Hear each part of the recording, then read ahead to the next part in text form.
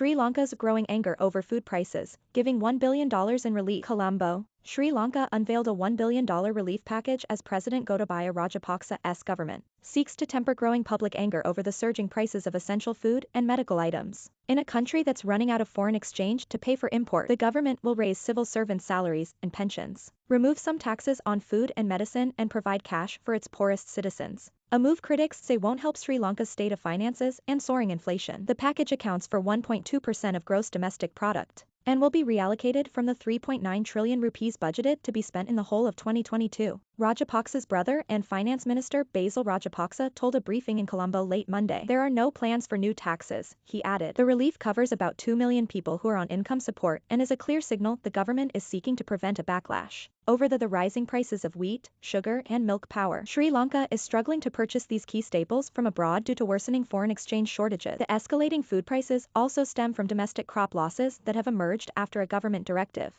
to stop chemical fertilizer use. The administration has included a plan to buy crops at higher than market rates from farmers who have been protesting for much of last year. Sri Lanka's main opposition slammed the relief package, saying it doesn't address the issue of external liquidity and domestic inflation, which accelerated to 12.1% in December, the second fastest pace in Asia after Pakistan. They are not addressing either of the problems. If they accommodate these wage increases by printing money, inflation may go up further, said Harsha De Silva, a lawmaker from the Samagi Jana Balawegara and former Minister of Economic Reform. Emergency support. Sri Lanka's financial problems emerged with the start of the pandemic that has largely shuttered the tourism sector, a key source of foreign exchange earnings. In recent weeks, this has stoked debate among policymakers about whether it should seek a bailout from the International Monetary Fund or rely on bilateral emergency support from nations including China and India. The country has $500 million of dollar bonds maturing January 18 and another $1 billion in July. It has $3.1 billion of foreign exchange reserves, roughly enough to pay for 2 months of imports, based on extrapolations from previous government calculations. Basil Rajapaksa said at Monday briefing that the government hasn't made a decision on going to the IMF for support. In the past few weeks, Sri Lanka has held discussions with India for $1.9 billion